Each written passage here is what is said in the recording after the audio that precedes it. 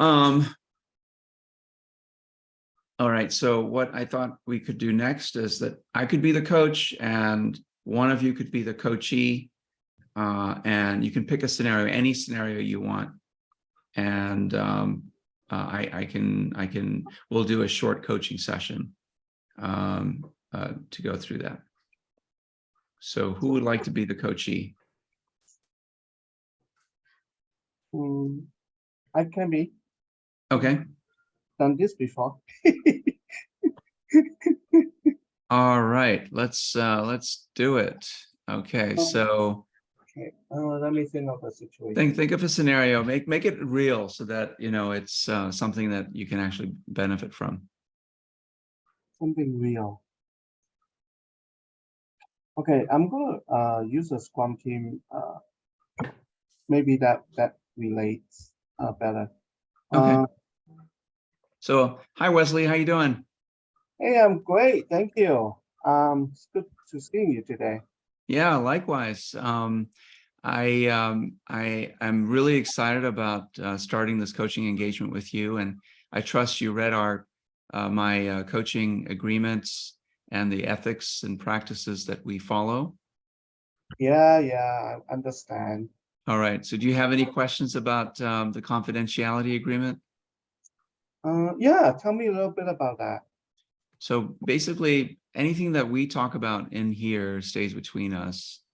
Now, I mean, there may be things that come up where if you are a threat to yourself or others, I may have no choice but to bring others involved. But for the most part, I don't think that's going to be the case. So anything that you and I talk about here stays with me, only with me and no one else. It makes sense. Thank you. All right. Great. What would you like to work on today? I have some issues at work.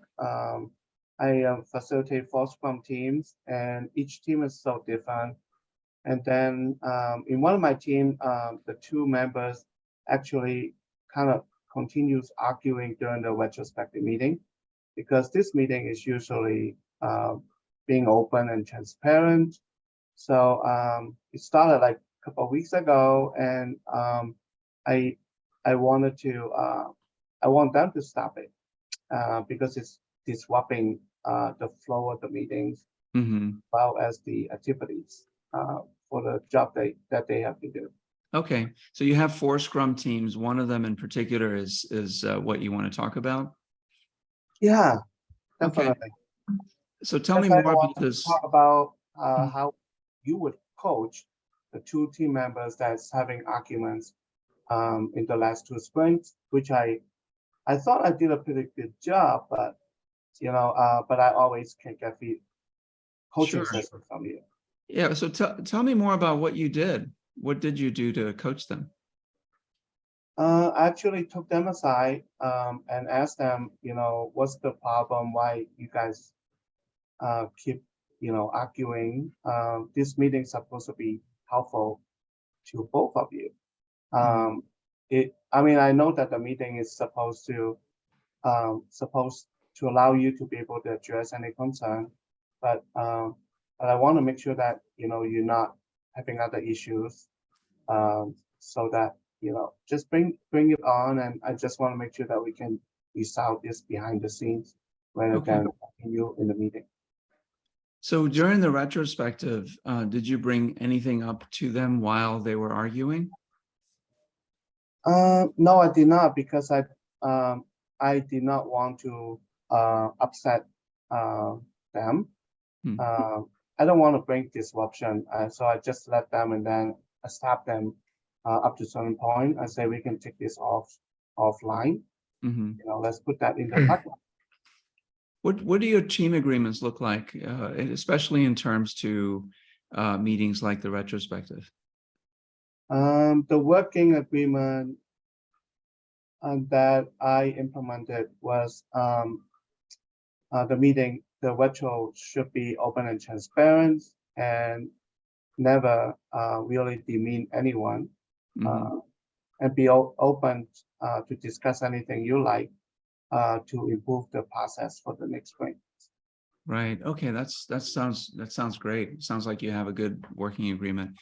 How well do you feel that the team understands and applies these team working norms? I think most members really understood because they have experience in other Scrum team. But these two members are new, and they got hired on like 3 months ago.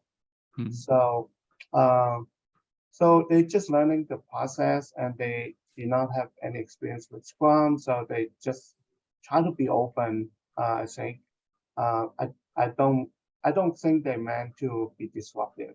They just Mhm. did not understand, and their behavior actually disrupting the process. Sure. Are there things that you do for new team members to help onboard them? If so, what sort of things do you do? I actually introduced them when the team lead informed me that we have a new person coming to the meetings. So I usually find out who they are and then introduce them uh, to the team during the daily scrum, and then I would ask them to share their job, what are they going to be doing, and Mhm. how we can help them. Okay. Were they introduced to in what way were they introduced to the team agreements? Could you paraphrase that for me? I think Yeah, sure. So the team and you created a set of agreements that you would use to follow and, sort of work the working agreements. In what way were these new team members introduced to them? actually I think that probably part of the problem because they came um, into the meeting without me able to talk to them ahead of time. So maybe that is something that I need to do. Take them aside and talk with them individually and together to show Mm. them the agreement because they are new Yeah, to Scrum, and they really didn't understand the process. sure. May I offer you some experience, some advice? Yes, great. Okay, so it's typically what I do in a situation like this is with new people coming on board. The team is established that already exists, and they understand how to work with each other. They've created the rules of engagement, if you will, the protocols that they follow, and you're there to guide them along that way. When someone new comes along, it disrupts the existing team. And what I've found is that when someone new comes in, when someone new is added to the team actually ceases to become a team. They go back to being a group because there's these new people in there. And so what I try to do is when new people come on, is to revisit in a team setting the team agreements and have the team introduce those agreements to the new members, saying, hey, this is how we work. These are the rules that we follow. And welcome to the team. We are so happy you're here. Give them a chance to introduce themselves, give them a chance to ask questions about the agreements. And it gives them a chance to also understand, what the rules of the game are, so to speak. Right. And so I typically do that. And I'm not saying it's the only way to do it or the right way to do it. It's just what I do. How do you feel about that Yeah, that makes approach? sense. Yeah, but the real problem really is our team consistently changing.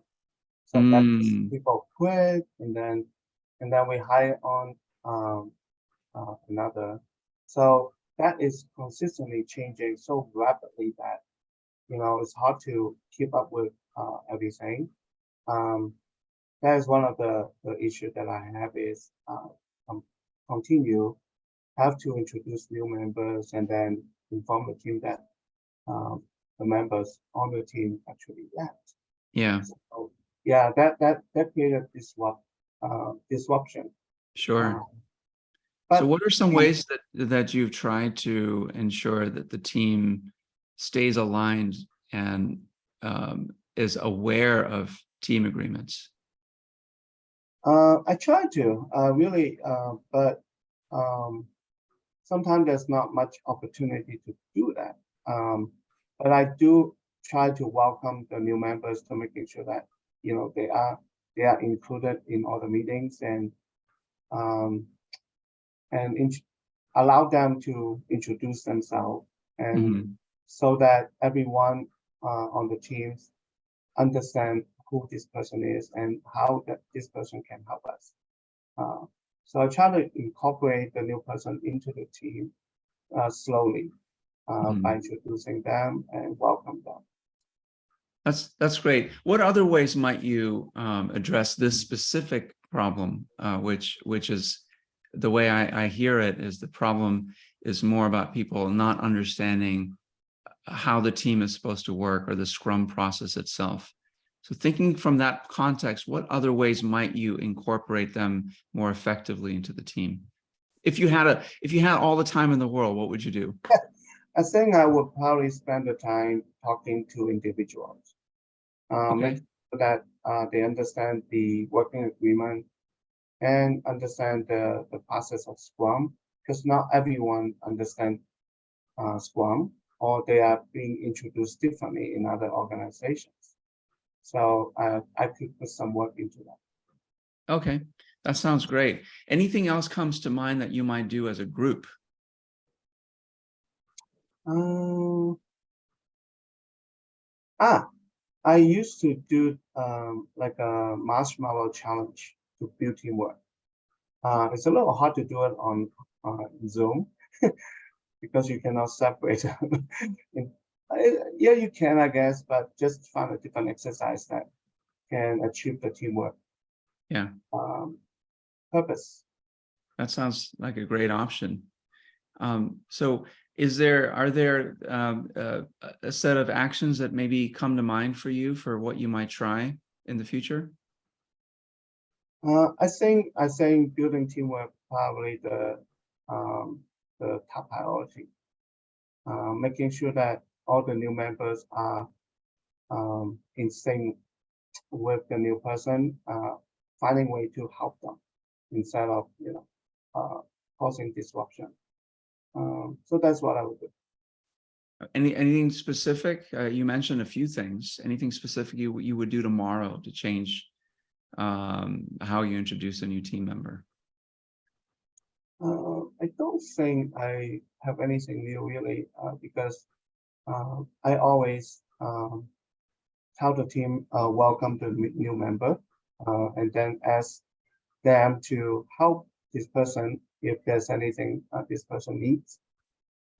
So I basically try to establish uh, collaboration between the new employee and the team so that they can help each other. Okay. So if I'm understanding correctly, what you will do in the future, maybe as soon as tomorrow, is to have more individual conversations with the new members to introduce them to Scrum and the working agreements, Yes, and find ways to incorporate them into your team ceremonies, the meetings, and things of that nature. Is that right? yes, that's correct. I just thought that it most likely the new person did not understand our Scrum process because we might have implemented different that Hmm. where that person came from. Okay. Um, so that is something that I need to address. All right, awesome. That's great. So you've got two things that you might want to try, and I'm sure other things may come up with you the next time we meet. How do you feel about today's session? I think it's constructive, and it kind of let me talk through the process, the action items that I need to address this issue. Yeah, I think you bring it to the service, and now I can actually address it. great, excellent. How confident are you on a scale of 1 to 10 in implementing the actions that you came up with? Um, Confident, probably 7. Um, 7. I do Okay, want to review some of the questions that I want to address without creating conflicts. okay. What would bring that to a 9 or 10? I think preparation, just my own preparation, making sure that I'm addressing the right issue, asking the right questions, um, maybe even do a little action plan, making sure that they are coherent Yeah. to the teamwork. Excellent. Well, thank you again. And if there's any help you need between now and our next session, getting that confidence level to a 9 or 10, let me know. I'm happy to be there for you. Yeah, sounds great. I might All even right. invite you to the meeting There if you you, go. yeah. Awesome. All right. Thanks. That concludes our session. Now, if we had more time, I would have dug in even deeper. What was your impression of the session, Wesley? I think it's great. I think you touch on a lot of points, and it flows well. Right. Okay. I noticed myself stacking questions there in that session, so I was aware of it. But you try to bring the I really like that because you draw the question, the answers No, I out. mean, I was like restating my own question. I think I did that once or twice. I noticed myself doing that. Isn't that a good thing in some way because the person It's okay. It's just because I'm in the talking, teaching mode today. I'm trying to make my questions very clear. And as a coach, you want to just ask the question and just be quiet. Right. And so I found myself doing that. Also, I think that because of this is a practice session, if it was a full session, I would have probed even deeper as to why you're not, I wouldn't have asked the question this way, but why you're not saying it in the moment if people are causing conflict in a meeting, even if it's not their fault. It's okay to have this team agreement visible in the room, the virtual room, and say, hey guys, we want to respect everyone's opinion. We want to make sure that we allow everyone to speak. That's part of our team agreements. I understand, Wesley and Brett, you guys are new. You probably haven't seen this yet, but let's please keep the level of conflict or confrontation down, or something to that effect. Yeah, Right? I do think that there's a lot of questions. Um, I don't know about the listening part. Uh, you might be listening, and I just feel that you have a lot of questions.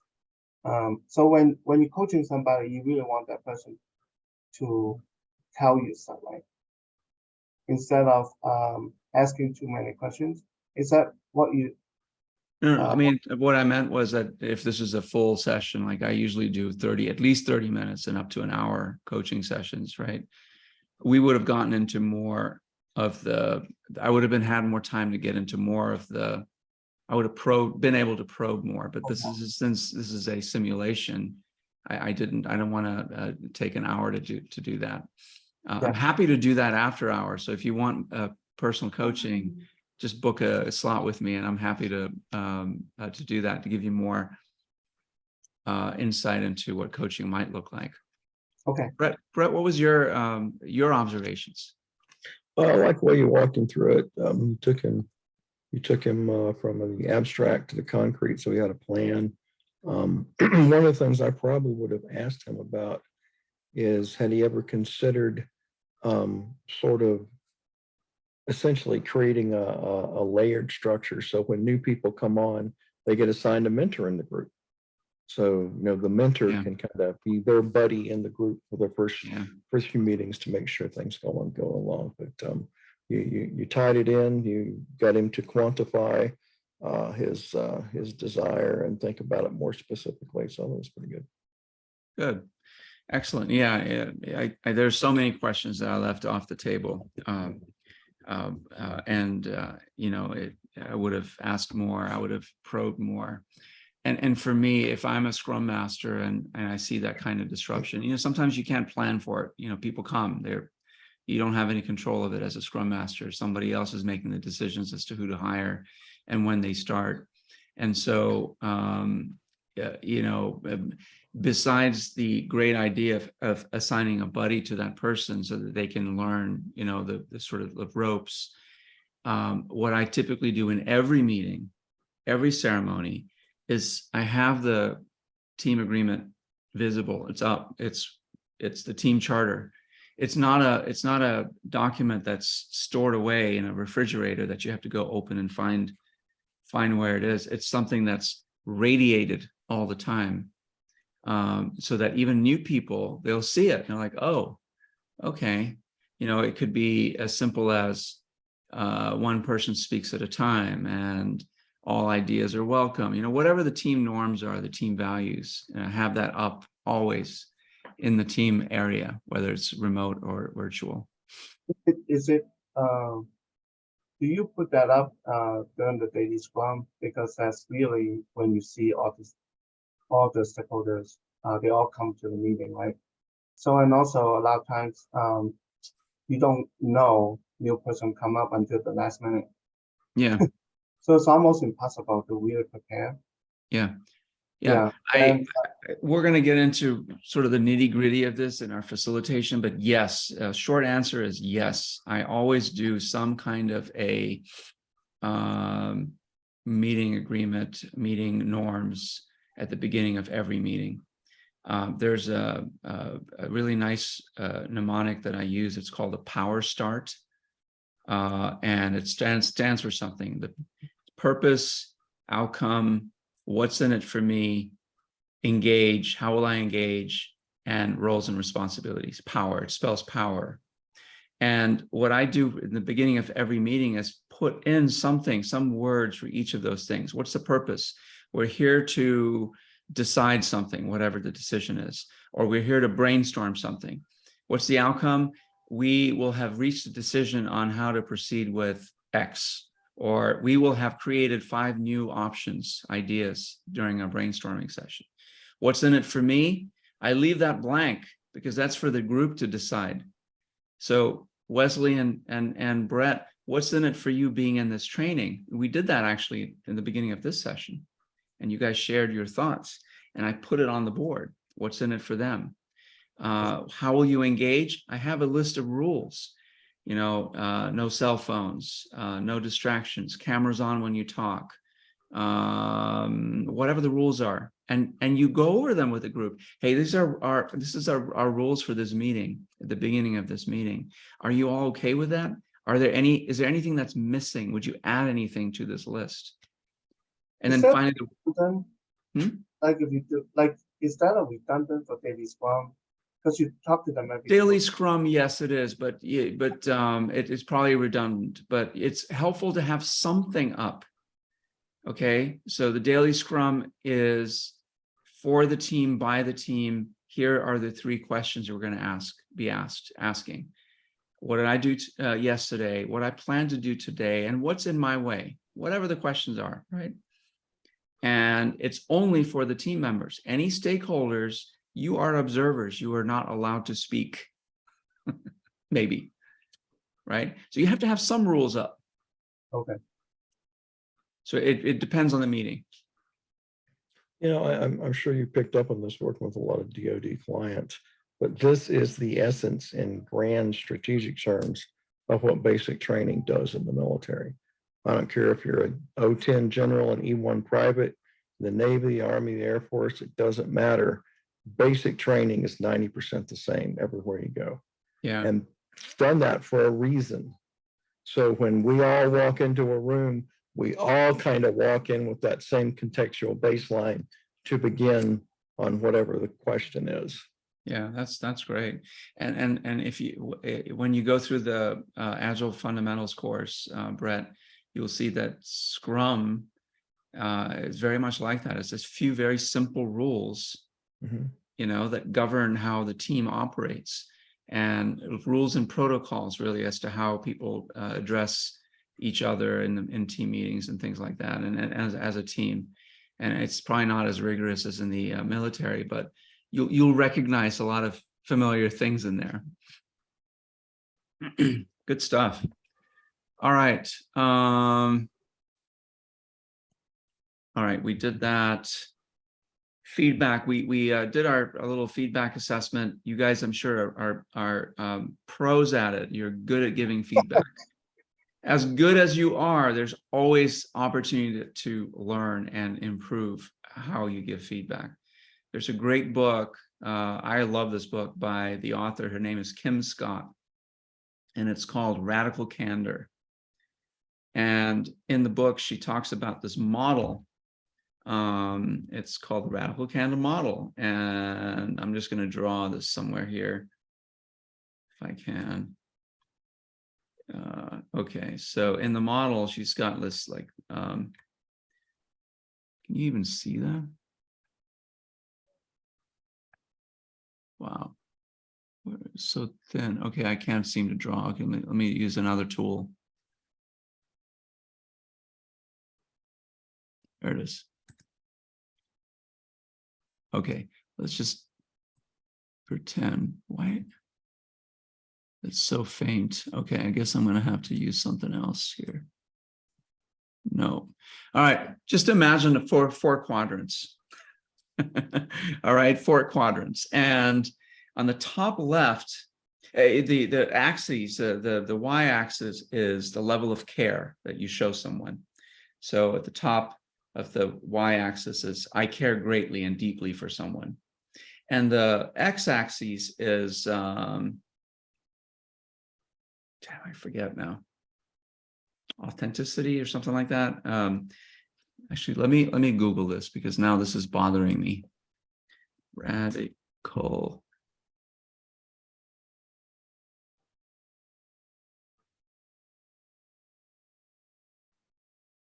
Is it more like a impact effort matrix? Kind of, but not exactly. Here we go. There's an image. All right, care personally, challenge directly. All right, so it's the top right, that this is where you are being radically candid with the person. You're telling them what they need to hear, but you're telling it with empathy. You're providing your feedback in a way that shows that you care about the person, but you're not afraid to challenge them directly. So living in this quadrant is really good when it comes to feedback. It shows you care about them, and it shows that you care about their growth and their growth. I suppose that's the best way to put it, right? And when you live in this area of ruinous empathy, it means that you care personally, but you don't tell them what they need to hear. You tell them what you think they want to hear. You might say, oh, Wesley, yeah, the presentation was great job. You did a really good job. But you're not saying what they need to hear. You're not saying, hey, Wesley, you could have, I thought the presentation was really good, but I think the slides had too many words in them. And you lost the audience because it was too wordy. It didn't have enough images, right? You're not giving them feedback that they can act on. And so that might be ruinous empathy. Manipulative insincerity means you don't really care about the person. I might say, hey, Wesley, great job on the presentation. And I go over to Brett. I'm like, that really sucked, didn't it, Brett? With that out of your earshot, you don't hear that, but I'm talking bad about you behind your back, right? That is this manipulative insincerity. Or I might be this angry person. Maybe I'm your boss and I have no empathy. I have no EQ. And I say, Wesley, that presentation sucked. What were you thinking? Right? And so the way you give feedback is important. It's important that you show that you care without sugarcoating it.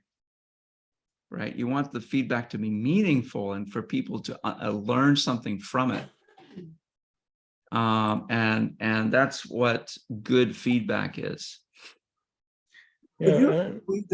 I'm sorry, Brad. Oh, no, that's okay. I was just going to say, it seems, the big challenge I've always had with feedback is to be able to separate the person from the process. I'm not attacking you personally. I'm simply addressing a behavior. And so, there's a lot of different ways to do that. But it seems like it's almost a function of an affluent society that we have no real concern on a daily basis if you're going to starve, get eaten by a tiger, or shot in the head. To be honest, let's be honest about it. We're all pretty safe on a daily basis. Yeah. But that psychic energy then moves up into, I guess, that Maslow's level of self-actualization. And we seem to become more sensitive to emotional slights or emotional input. And I think that maybe, it's a challenge of living in an affluent society. I used to tell the cadets at the academy that I could solve 80% of the emotional and mental problems in the country tomorrow by cutting the food supply by 2/3. Yeah. And when all your energy goes into keeping body and soul together, Yeah. you really don't even notice if Joe's mean to you. Yeah, you're so right about that. It's a really interesting insight that, we're manufacturing threats because we have evolved over the millennia to respond to threats. Getting eaten by a tiger, or finding your next meal, or putting a roof over your head, or not freezing, or not burning up in the environment, right? So because those threats don't exist, we interpret small things as threats. And then, of course, even feedback becomes a threat, could become a threat to someone, because someone is giving me feedback. And so we have to sort of create these mechanisms to be able to give feedback in a way that is caring, empathetic, yet it's not sugar-coated. And oh my God, all this stuff, it keeps us consultants in business, doesn't it? And book Indeed. authors in business. Yeah. See, I use feedback as a learning moment. Yeah. Yeah, I use it to like maybe show a tool that will be helpful to the presentation, or even metrics that allow them to kind of go look for information instead of me telling them. So allow them to be able to learn how to do research, how to do this. Yeah. Um, No, that's good. I think most people, I think, are open to it, depending on how you give it to them. Of course, you have to establish a relationship with them and all of that stuff, right? You have to have a rapport with them. And sometimes you don't. As a coach, the good coaches are able to give feedback based on their observations to the coachee. And because they're being hired to coach them, it's sometimes the rules don't apply. As a coach, you can state your observations.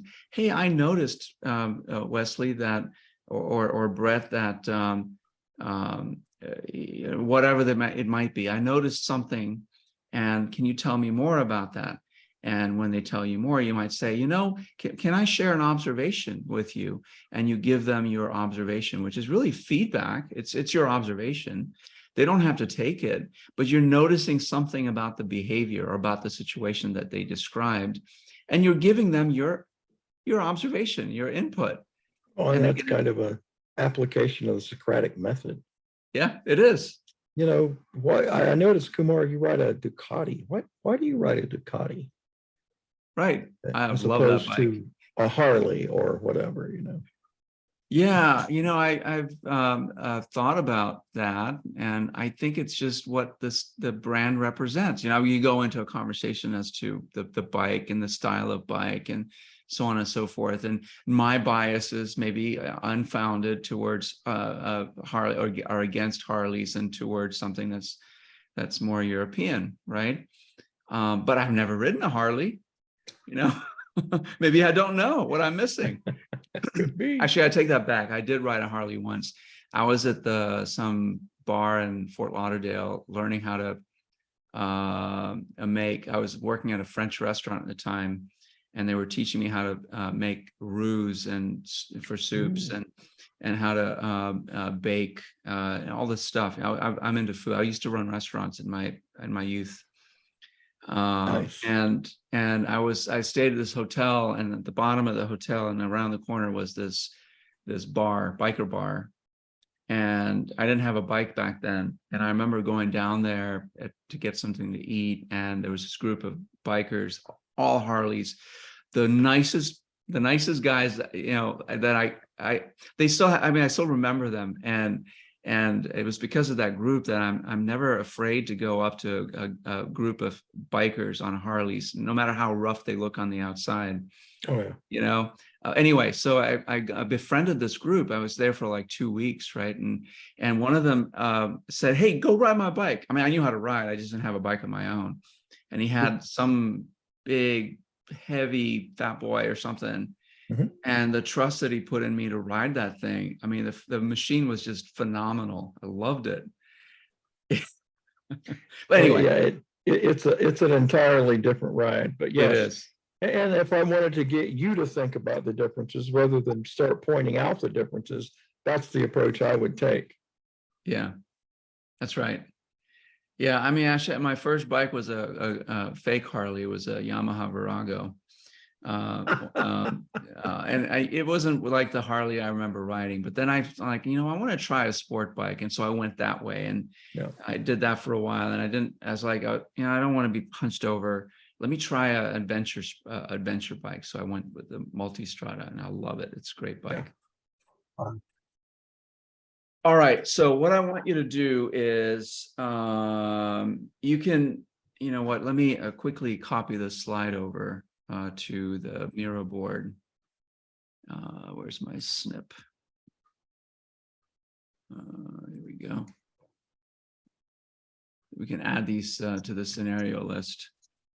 And we're going to do a little practice here on feedback.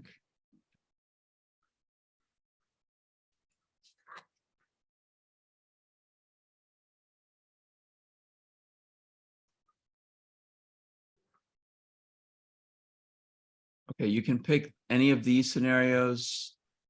So, and this is my simple steps of feedback, which is in that feedback course. All right, 5 simple steps to giving feedback. Set the stage, introduce the topic, state your motive. The more transparent you are, the better it'll go. Describe the behavior and the impact. I've noticed that, whatever it is. Ask for their perception. Feedback is a two-way street. Once you've shared your motive and described the behavior, ask them what they think. Have a conversation. Make a suggestion. This is, very similar to a coaching conversation, right? Ask powerful questions, make suggestions for improvement, hear their ideas, craft an agreement. And on the receiving side, 5 simple steps to receiving feedback. Relax. Someone says they want to give you feedback. Relax, take a breath. It's okay. It's just feedback. Say thank you. Thank you for the feedback. Hey, thank you for the feedback. And be genuine about it.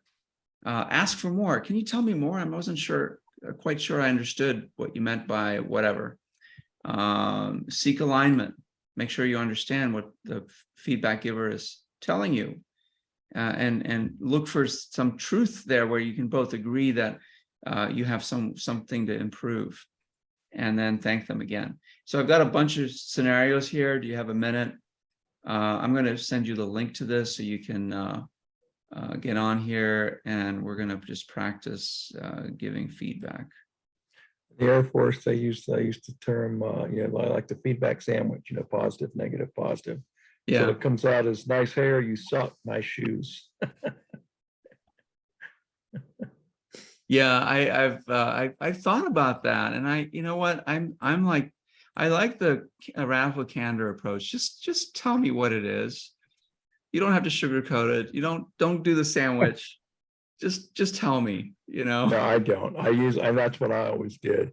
If it was informal, I would catch somebody off to the side informally. If I had a time, I would actually try to drive them aside for a cup of coffee or something. And I never, ever, ever had a staff meeting that I didn't have coffee and cookies. Yeah. Because I realized growing up, if it wasn't for cornbread and fried chicken, there would be no Baptist churches in the South. All about the food, man. Yeah, I like that. That's a good point. Yeah, of course, in this distributed world we live in, we can't have that, but that's a good point, just to have some food. All right, so I don't know, Brett, if you're in the Miro or if you need the Miro. Here are some sample scenarios. Very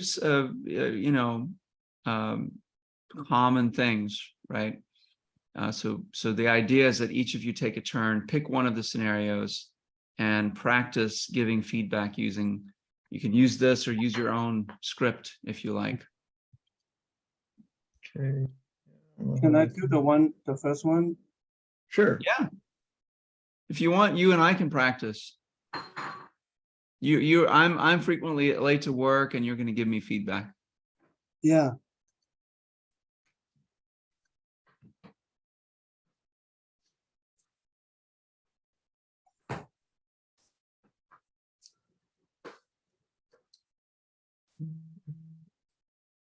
Whenever you're ready, Okay. or you I'm can ready. practice with Brett. I don't do this often, so I'm just gonna go with it. Hi, Kumar. Do you have a minute? Sure. What's up, Wesley? Yeah.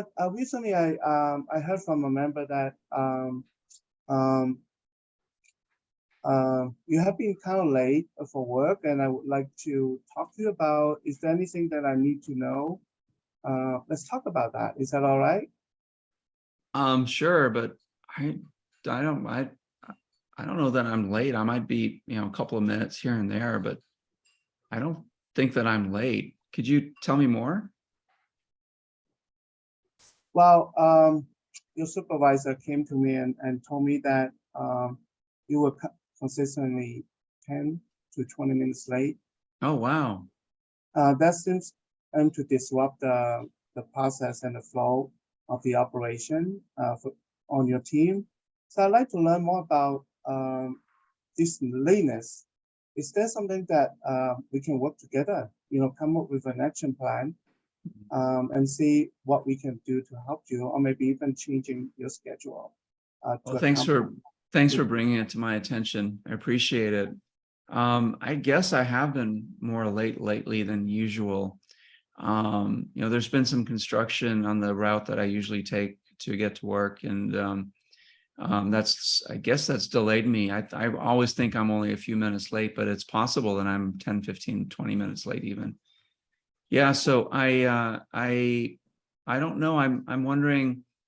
I don't want to change my hours necessarily. So I'm thinking that maybe I need to find other ways, or maybe just get up earlier to get to work on time. That sounds like a great idea. Yeah, I don't think you need to help me get up earlier. I just need to set my alarm and get up earlier, and try to be on time. But I will say that, I don't think it, maybe it does affect the team, but I've been doing my work. I mean, I get all my work done, in the time that I'm there. But I will make an effort to get there on time. That's great. I'm glad to hear that you recognize the lateness and the reason of being late. Now, is it all right if anytime you're late, you give us a call to let your supervisor know that you'll be late? Give him a reason so that we don't have to wonder why you're late. And if there's anything that we can help you, please let us know. Yeah, that's great. I would like to work with you. Yeah, I can definitely do that. Yeah, that's a good suggestion. I'll make sure to do that. Thanks for bringing this up. Appreciate it. All right. Before we end this, our conversation, I would like to just make a little working agreement that we just talked about. Like, if you're gonna be late, one of the action item is if you're gonna be late, you give us a call to let us know so that we know where you are, and then we can prioritize the test, and to just help the team as well.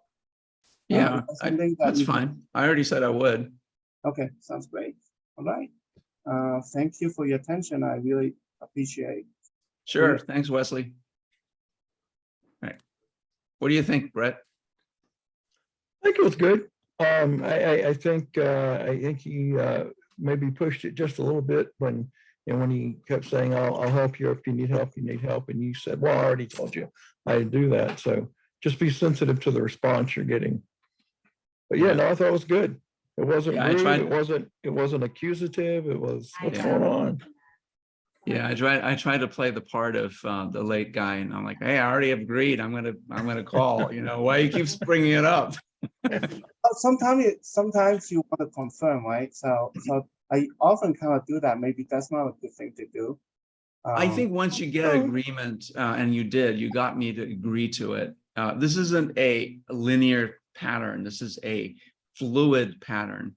right? And you made the suggestion, and I said, yeah, I can do that. I can call, right? And so in a way, you'd already crafted an agreement with me, Okay. and you didn't need to do that again.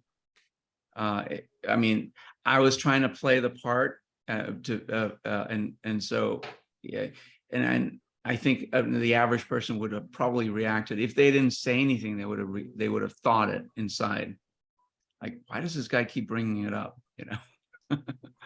Is there anything that you think I'm not being sensitive about?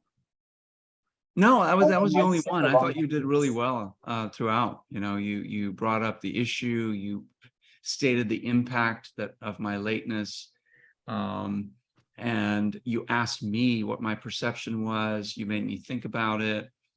I mean, they could have gone another way. I could have been like, no, there's no way I'm 15, 20 minutes late, right? And I'm sure you'll encounter situations like that.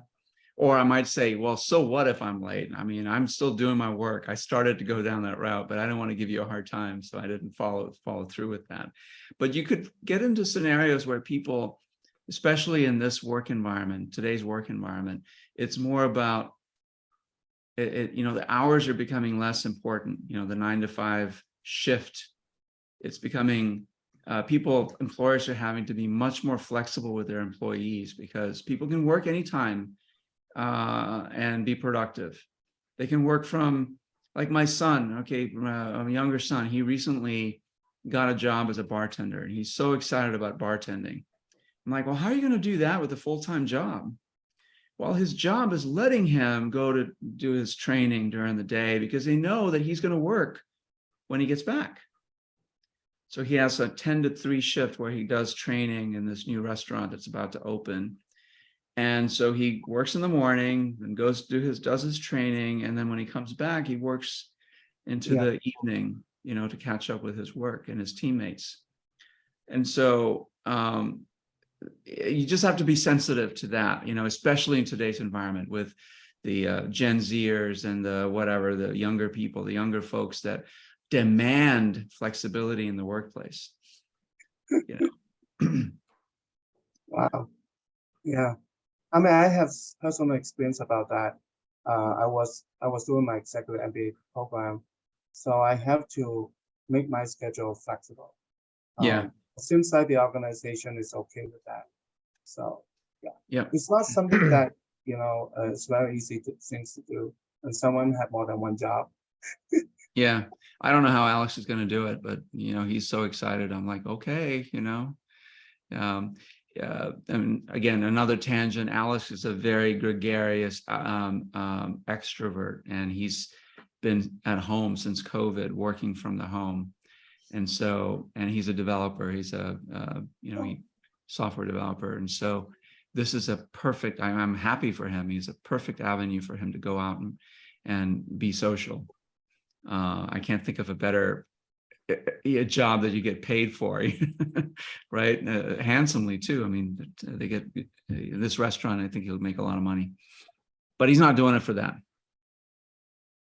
Anyway, so Brett, would you like to give either Wesley or myself some feedback on any of these scenarios?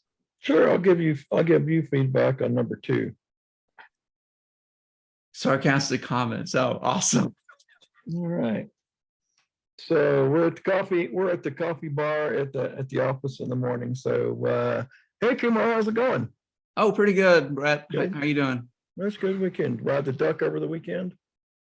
Yeah, I think so. I'm definitely gonna try to get a ride in for sure.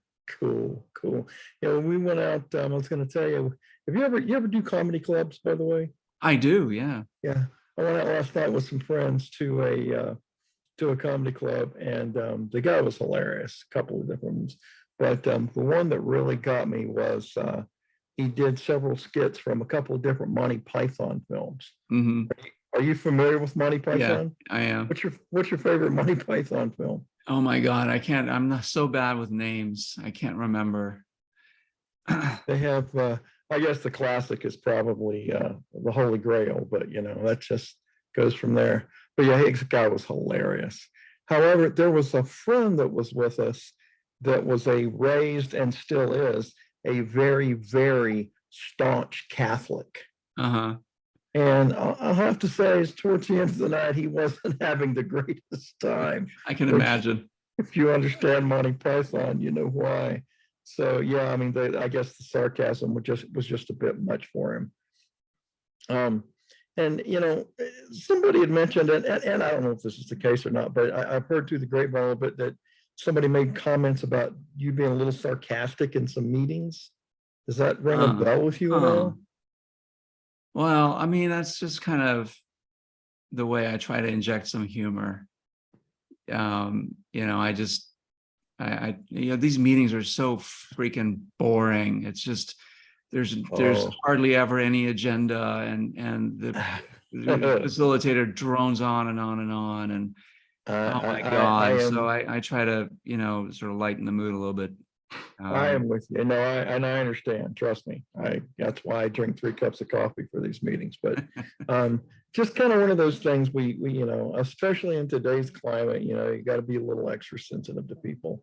I'm not saying you've done anything wrong, but just you know, just kind of be aware of the people around you. Because if I had known that my friend, if I had known that they were going to do the Monty Python skits, I probably wouldn't have suggested my friend go with me, because like I say, he was, you know, baptized at a young age, never misses church. He just takes it very, very seriously. Now, you know, me, I tend to look at Monty a little differently, but you know, everybody's a little different. So in the interest of you know, focusing on the meeting and making us all feel comfortable, just kind of be aware of that. If you don't, you know, I mean, just think about that the next time you're. Yeah, that's a good point. Yeah, I could certainly maybe what I could do instead is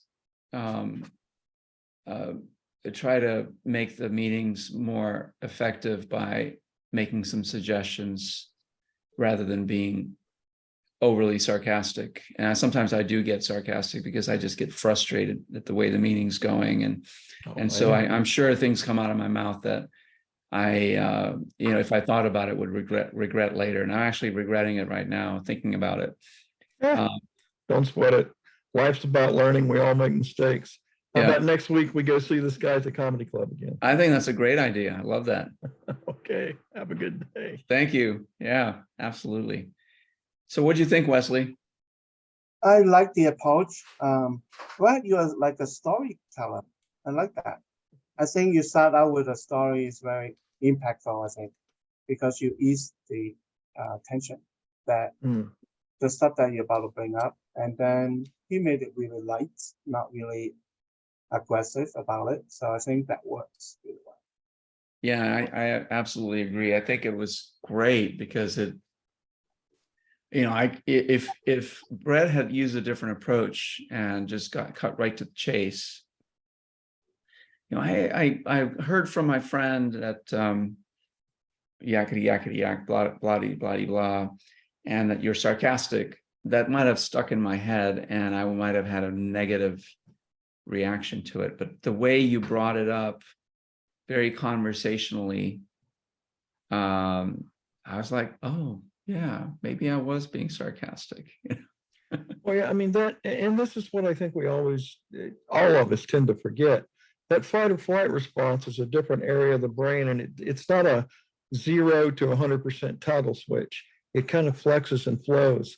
And depending on my body language, depending on how I make you feel defensive, I sensitize it. And once it becomes sensitized, then it's looking for danger. It's looking for error. It's looking for an issue. And that's what I try to avoid with people.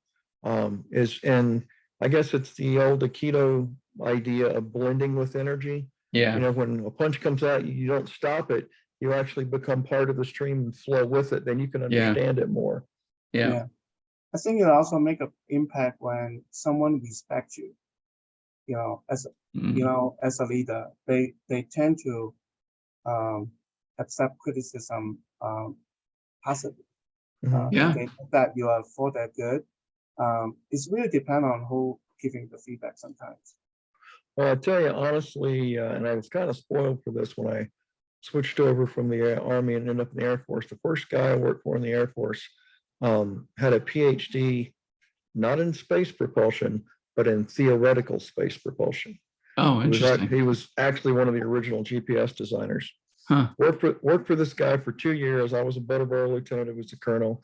Never one time did the man give me an order. Hmm. Not once did he say, Lieutenant or Brett, go do this. But here's your budget. Here's the mission. Go out and do good things. And I'd have questions, and I'd come in and I'd want to go 180 degrees this way, and after a few questions, I'd go out 180 degrees the other way, convinced it was my own idea. That's Because he was amazing. so good at just, that's interesting. What's going to happen if we do this? Yeah, Have you thought about maybe doing this and see how that would go instead? that's amazing. That actually reminds me of, and of course, this is not from personal experience, but a book by David Marquette. Are you familiar with him? I am actually, yeah. He's a Navy submariner, captain of a submarine. He wrote a book called Turn the Ship Around. And in the book, he talks about this notion that, the typical naval submarine commander is the one giving all the orders. And he was given charge of this boat that was the worst in the Navy. It was not ready. It was not ship ready, or whatever the term was. And he had 6 months to turn that ship around to get it to be worthy, and the sailors on the ship to be worthy of doing whatever they do. And so he sort of went against the grain at the time, and rather than him being the one giving all the orders, he sort of helped empower all the people on the ship, on that submarine, to very similar to what your was it a colonel? Yeah. The way he employed the power of influence. And I don't want you to do what I do. I want you to think like I think, rather, right? I want you to think as if you are the colonel. Yeah. Well, it goes back to what you mentioned yesterday about Steve Jobs and that one Native American tribe. Yeah. The leader's job was to decide who was going to make decisions. Right. And in the Air Force, we would use the term centralized control of the objective, but then decentralized execution. And we want to push down as much power and as much decision-making capability as far out and as far down the chain as possible. Yeah, that makes sense, because humans have brains, and you want people to feel empowered to use them. Well, not only do you want people to feel empowered, it's a natural, Nietzsche, the drive to power, but it also, I don't know all the answers. I mean, my God, I don't. How can I answer all these questions? I'm a single person. That's right. So if I'm not willing to let you think, I cut myself off from your abilities. Right. And I think most people, start in a new place, a new job, or, established as an employee, the level of empowerment is, you start a new job empowered. You're empowered. You get up in the morning, you brush your teeth, take a shower, get to work. No one's forcing you to do that. You're making those decisions on your own. You're navigating traffic. Obviously, if you're going into an office, you're doing all those things on your own. You get to work. All of a sudden, you don't become disempowered, although a lot of people feel that way, right? Okay, now I'm here. I'm at the mercy of my boss. Tell me what to do, right? And so it's the challenges for organizations, for leaders to help their people continue to feel empowered with the decisions that they have to make during the course of that workday, with the things that they work on. That's the scariest. That seems to be one of the scariest things for a large majority of the human species to do, is to think for themselves. Yeah. What should I do in this situation? I don't know. What do you want to do? Yeah. Seems to put a lot of psychological paralysis on a lot of people. Yeah, I think it's I don't know what I want.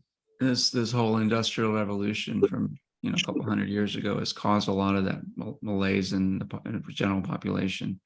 That's a good point. People have to go somewhere to work and get orders on what to do, and then they go execute that, and then they come home, right? It wasn't like that before the Industrial Revolution. There's this notion of going to work didn't exist for most people. You worked at home. It's a good point. You farmed, or you were a tradesman. You made you made tools, or you had a smelter, you melted ore and you made things out of it. Yeah, you know, it was, Point. yeah, I mean, now with COVID, we're actually getting back to some semblance of what we were. We work at home. It's a very Right. interesting point. I want to cogitate on that a bit. I Yeah. like that. I think All there's right. also So, high expectation, go ahead. Kamal. There's a high expectation from just anyone really. A lot of them are very vague. You're working in an environment that's ambiguous. Yeah, people not necessarily share things with you, so you have to go find out yourself. That make it very difficult. Yeah, it's kind of what Brett was saying earlier. You know, people, we are all manufacturing threats that may or may not exist. And the companies we work for don't do us any favors, because we go into a company, an organization, and our threat level rises. It's like, I'm not in a safe place. I got to put my shields up. I've got to put my Has to do with blinders on. training. Sorry? I think that has to do with training. A lot of companies, I shouldn't say a lot, just from my experience, there's some company, they don't provide training in a way that really benefit the employees. So, but you see people like performance, it's not there, it's because they don't know what else, and they're afraid to ask. I agree. I think training is a big part of it, but it's not the only thing. It's the way leaders lead. You know, it's what Brett was. I think I'm going to steal Brett's line. Leaders lead people and manage things, right? And when you start managing people, then the threat level goes up, safety goes down. And that is really the only difference between the academies and colleges. Annapolis, West Point, and USAPA. When you come in as a freshman, you're scum of the earth, you're barely a human being, and you have to do all these things and so forth. But the only responsibility you have for that first year is to learn how to follow, to understand orders, to understand the right ones from the wrong ones, et cetera, et cetera. From that point forward, and you've got about 27 hours of work a day to do. But from that point forward, everything is run outside of class by the cadets. Now, as the officer, I'm going to mentor you and keep you from killing somebody while you're learning. But all the training programs, basic training, when you come in as a freshman, the basic training you go through is actually run by the senior cadets, mentored by the officers, but actually run and administered by the senior cadets. So you have a leadership laboratory. So when I would sit in class and teach leadership and talk about leadership theory, one day they would go out that afternoon and use it and come back in class the next day going, man, that really worked. Or no, that really didn't. Okay, why? Maybe I need to adjust here, adjust there. Because I can test your quantitative and qualitative skills on paper. I can't test how you emotionally handle information and process emotional pressure on paper. I can only create an environment and see how you do. Yeah, that makes a lot of sense. Wow, I had an opportunity to join the military when I was a youth, a lad, and I didn't. Sometimes I wonder how I'd have turned out. But anyway, I think I turned out okay. Yeah, you'd still be riding a duck, so. Maybe not, you never know. All right, so this slide's been up for a while. I don't know if you had a chance to look through it. Yeah, one's really just sort of providing feedback that redirects, and one is encouragement, right? So it doesn't always, feedback shouldn't always be negative. It should be ongoing, and feedback can and should be positive, you know, pointing out things that people do well. Anyway, so we already practiced this. I'm just going to leave the slide up for a minute, see if you have any anything that catches your eye.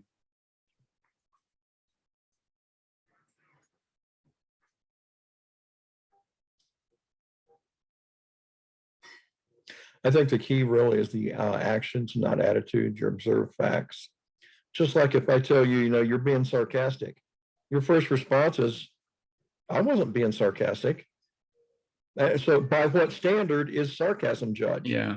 So Yeah, then that's a you get into judgment. Yeah. you go down a whole rabbit hole that you really can't define. Right. Yeah. I mean, I that's why I was like, no, it wasn't. I was like, I was just trying to inject some humor. But you know, if it was a real situation, I'm like, no, I'm never sarcastic. You know, what are you talking about? What does that mean? Good a good point. So I don't know if you're familiar with the Johari window. Anyone? Have you heard of it? It's a little blurry picture, but the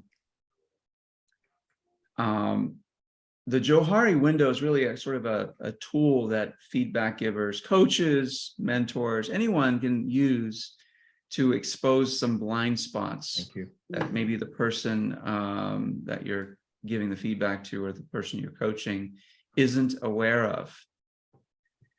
Right. So there's things that are known to the self, right? Known to me about me. You know them about me because it's very obvious. You know, the things that are known to you about me, but I don't see. It's blind to me, unknown to self. Right. So things that you've observed that about me that I have not assimilated into my view of myself. Right. There's things about me that I know that you don't know. Right? So if you're coaching someone or giving someone feedback, there's lots of things I don't know about you, but you know them. You know them because it's you've lived them, your experiences. And there are things that neither of us know about each other that are blind to me and are blind to you, that things that you haven't observed about me and that I haven't assimilated as part of my self view. So the challenge really for coaches, feedback givers, is to light up some of these windows, not the most obvious ones, right? If I tell you something that you already know about yourself, it's like, yeah, okay, I know that. Great. You tell me something I don't know about myself, I might challenge you. But depending on how you bring it up, I might listen and find some common ground, some truth in what you're saying. If you tell me something that hints at something that I know about myself, but you don't know about me, it just hints at it, you know, that starts getting into dangerous territory. But it may cause me to reflect more upon our relationship as coach and coachee, or feedback giver and feedback receiver. Like, you notice something about me. It's coming out. My inner self that I'm trying to conceal is breaking through. Is that a good thing or a bad thing? I don't know, but I might want to talk to you more about it. Right. And this one here, this one is really interesting because through our coaching conversations, we might discover, you might help me discover something that you didn't know about me and I didn't know about me. And that's where the true magic happens. So think of these coaching conversations as ways to open up these windows. You know, I think there's probably when you get down to a quantum level, there's probably a physical connection for this. But the power of the coaching process is I don't assume anything about you. I don't assume you're a motorcycle rider. I don't assume you're from India. I don't assume anything about you. I'm simply asking questions. And that keeps that defensive fight or flight response from becoming sensitized. Yeah, I think that's where the coach really has an advantage. A good coach that can embrace that power of being neutral, and the space that the coach inhabits, a space of curiosity. I think it gives them such power to expose these windows that may be otherwise closed to both the self and to the coach. Right. So, I mean, there's no exercise here really in this class, but think about this, the next coaching practice that we have. What kinds of questions might you ask to expose some of these, especially the unknown self? I mean, obviously you don't know, we don't know each other, except we just met each other on Monday. So there's very little that we know about each other. I know a little bit more about you, Wesley and Brett, today than I did yesterday. A little tiny bit, but not much. When I used to teach analysis, I was always pointed out to people, and because of a lot of social and political issues in our country, the word stereotype has become a bad thing. So if you stereotype someone, that's unethical or evil. Well, it's not. It's an analytical step. The problem comes when I stop at the stereotype. Because if I look at all reality, there's organic and inorganic. Okay, that's stereotyping. When I look at all people in the world, I can divide them up into groups. And that's a place to start because I don't know 7 billion individuals. I have to classify them somehow. But it's when I stop at any arbitrary level that problems become, because then I assume that everything that applies to that class applies to that individual. And that's what causes the problem. I mean, I can, being alive, I can be around somebody for 30 seconds and tell you a fair amount about them. Yeah. But if I assume that everything I know about that class of person applies to that individual, that's what causes the problem. Right. It's a continual process of getting to know Wesley more and getting to know Kumar more. And it's an ongoing iterative evolution. Yeah, you're so right. And I think what this points to is that our mental models are driven by these stereotypes, right? Our experiences, and because that's what we do. We arbitrarily stereotype, and it's not a bad thing. It's our evolutionary programming, if you will, because we need to make quick decisions when we're in the savannah being chased by a lion, right? That's right. Yeah. Is the crinkle in the tree a squirrel or a tiger? Well, let's stop and think about it. Yeah, exactly. And so because of that, we make quick decisions. And in our evolutionary past, it's served us well because it's allowed us to survive. Now we have to think a little bit more, a little harder, use all that brain matter between our ears and think about, why am I coming to this conclusion? Why am I thinking what I'm thinking about this person, this situation, this whatever it might be? It's the ladder of inference. You start to think about, oh, why did I come to this conclusion? And go down that ladder. What made me think that? You mentioned the 5 whys earlier, Wesley, in that process of Scrum and different analysis, and it works in a lot of places. Yeah. You know, why did I think that about that person? Oh, it was this. Okay, why did I think that about that? And it really does help. At least it helps me to kind of understand my own self. Yeah. But I think right now, seems like the government is telling us what to think. So I think people lose their own identity by not thinking, right? So even though they make up terms that don't even exist, right? and then the definition of the term make you aware of the right and wrong. You have to pick side, which one, right? So I think that's very dangerous right now.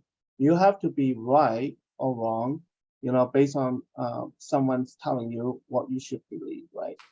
So I think that really creating a lot of obstacle. So I have a question regarding being a coach. In the industry, does coach being seen as a leader? Because the leadership that I have been learning is really the one who asking a lot of questions, like a coach, basically. Asking a lot of questions, let others go find a solution. Is the coach being seen like this as a leader? That's a good question, Wesley. You know, there are many styles of leadership, and you know, not everyone gravitates to a coaching style of leadership.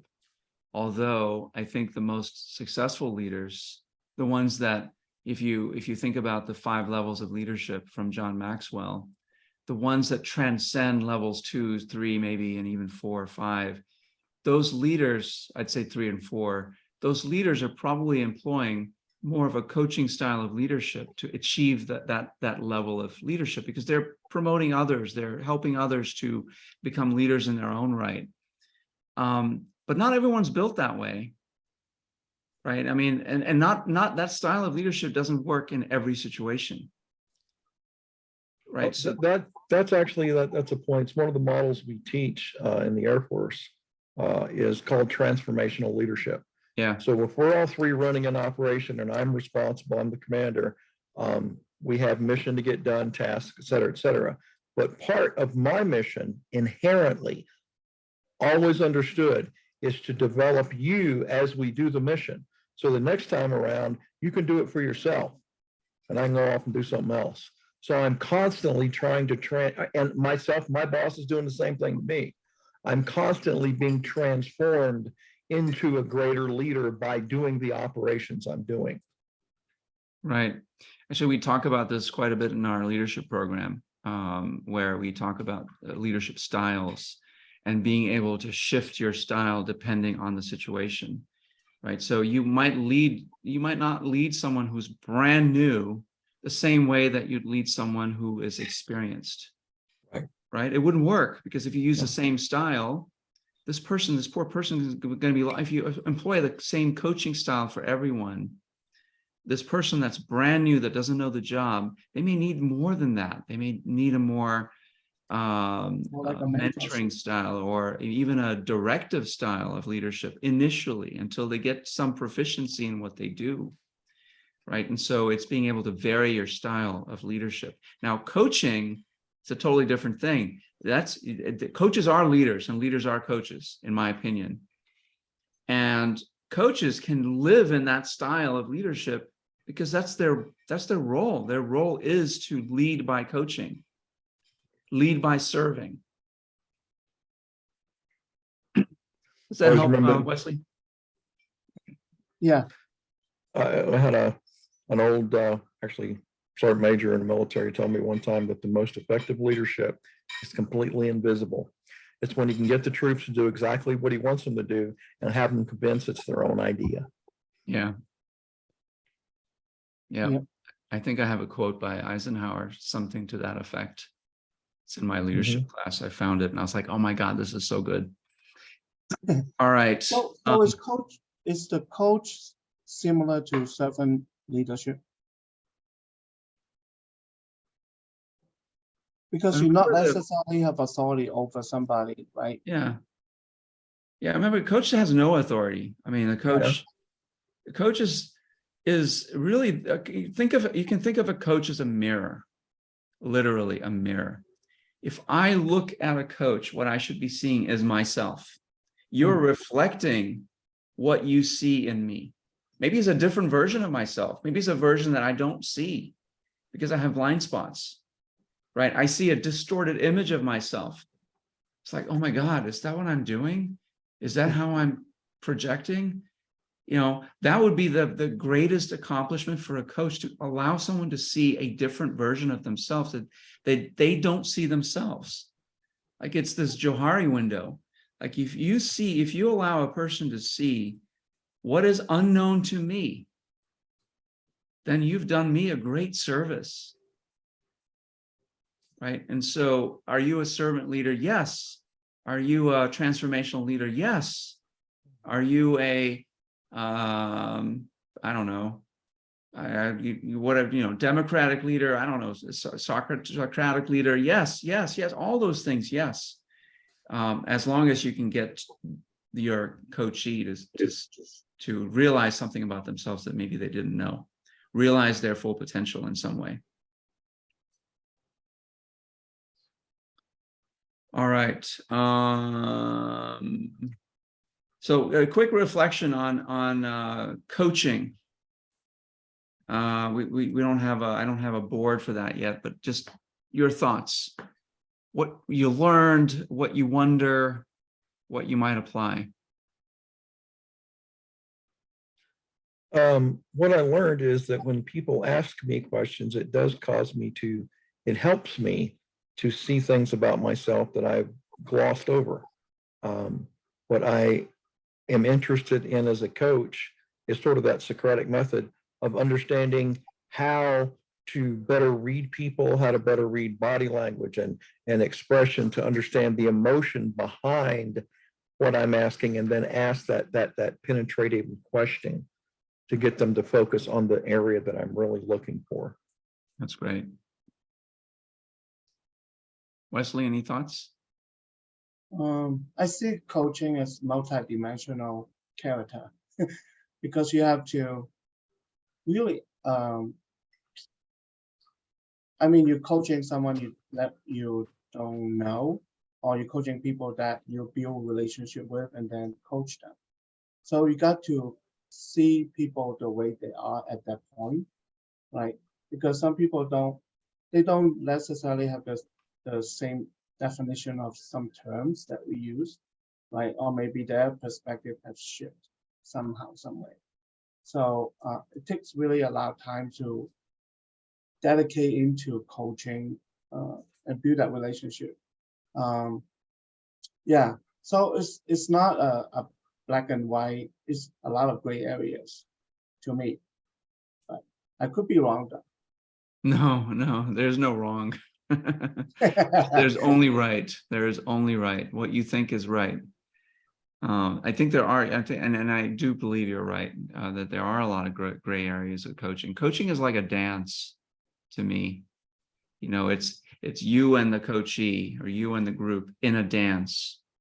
And the more locked in and in step you are, the better the outcome is for the coachee. Right. And Also, coach need a credibility, right?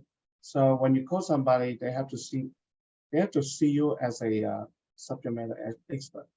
So that takes time to build that. It's not something that you can just do it, one or two times, right? let's talk about that a little bit. I think that's worth a little conversation. Tell me more about the expert thing. What makes that so for you? As a coach, yeah, you see especially in the field of process improvement, we have to be a change agent. We have to be an expert of execution. So Okay. we have to be seen as a coach who really, like a subject matter expert who guide, the movement of the improvement activities. So in order to be able to do that, we need buy-in from executive leadership. So that means executive leadership need to know that you are the subject matter expert. You're a leader who's driving that change in whatever we decide to do. So they place a trust on you. So you're being seen as a leader. Then the people, the frontline worker has to see you as a leader who knows how to guide them. So you're being seen as a leader, in different ways. Does that make sense? So different things that you have to do to get buy-in from different group of people. Let me just share a story. So I was at a John Maxwell conference, and Christian Simpson. Brett, do you know? Are you familiar with Christian Simpson? Yeah, and who is? Yeah, the coaching. He's part of the alumni or the coaching staff. He was part of the coaching staff there, and he did a coaching demonstration with 3,000 people in the room, right? And so people were seated in 5-person, 6-person tables, and the simulation was, or the coaching task was, we have to teach someone how to juggle 3 balls, right? And no one in the room was an expert juggler. In fact, most in the hall, the 3,000 people in the hall, had never juggled before, ever. Yet, by the end of this session, this 1.5-hour session, most people were able to juggle at least 2 balls, if not 3. And, some people, 2 balls, it was hard to juggle even 2 balls, right? My point, I guess, is that for a coach, a true coach, a pure coach, it isn't about what you know. It's about what they know. It's about who you're coaching, what they know. And in your situation, you're being employed more as a consultant or expert and asked to mentor people. To me, that's a slightly different role. You can certainly be a coach in that role. sort of use a coaching approach, a coaching style in your role, rather than a consultative style or a commanding style, a command and control style. But that's a choice you make, that I'm going to be a coach. I'm going to think that these people already know how to do these process improvement steps. And I'm going to ask the questions that pull the knowledge out of the recesses of their brains that they don't know even that it exists in there. So I mean, that's my 2-minute spiel on that. Brett, do you want to shoot that down or offer a different perspective? No, I would kind of look at it a similar way. Are you familiar with Aikido, the martial art, Aikido at all? Yeah. The thing about Aikido is it's not it is not an aggressive style. The only energy that's brought to the fight is the energy brought by the opponent. So when a punch is thrown, I don't block. I simply redirect the energy of that punch and turn it back. So Aikido is dependent, the effect of Aikido is entirely dependent on the energy and the process brought by the opponent. So to me, it's kind of like coaching. The coaching style, the coaching process really is ultimately at the behest and at the responsibility of the energy and process brought to it by the coachee.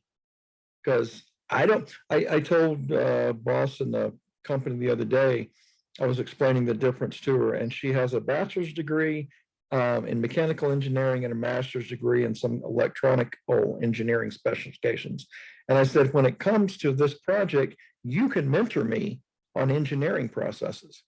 I said, but I can coach you on the exact same things, because I don't have to know anything about engineering to coach you on engineering.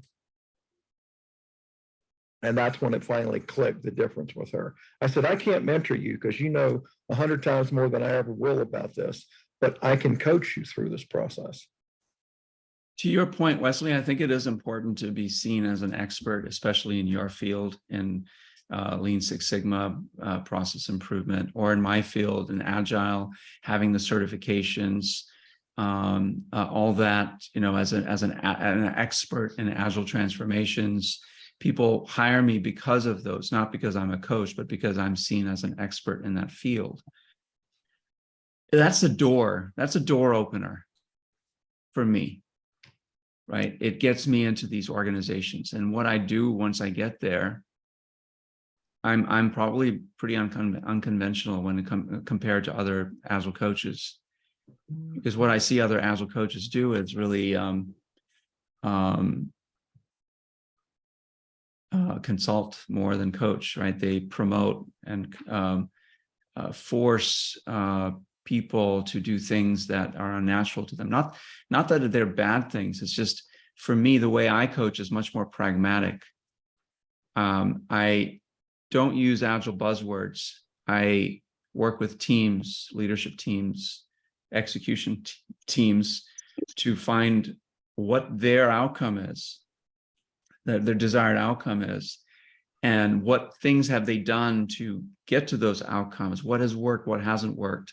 And then I bring Agile in as a way, as a method to say, hey, these methods may help you get to your outcome, right? And so I'm not a zealot when it comes to Agile. You will do it this way. I'm not the Agile police. I'm more trying to bring another approach for them to consider. But you're not actually providing solution, you're providing steps to get to the solution, sounds like, right? So you are not giving someone like a blueprint SOP. You are guiding them so that they can come up with their own solution that works for them, Right. because it's Yeah. different for different companies. Exactly, Different because all these frameworks, it's just that, it's a framework, it's a model. All models are wrong until, as they're described, are wrong because it may not work in the environment, right? And so they're useful to think through, they're useful to apply, and they're useful for people to figure out, okay, how can we use Scrum or Scaled Agile Framework or Kanban or whatever the technique is to help improve the way we work together. but then they have to actually do it, right? And that's where coaching comes in. Thank you. Yeah, you're welcome. Awesome. Any other insights from our coaching discussion on coaching over the past day or so?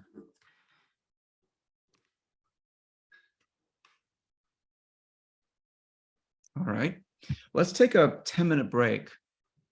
And when we come back, we'll start on mentoring. So it's about 5 after 12 on my watch, 5 after 10 for you guys. So maybe 10:15. All right, see you soon.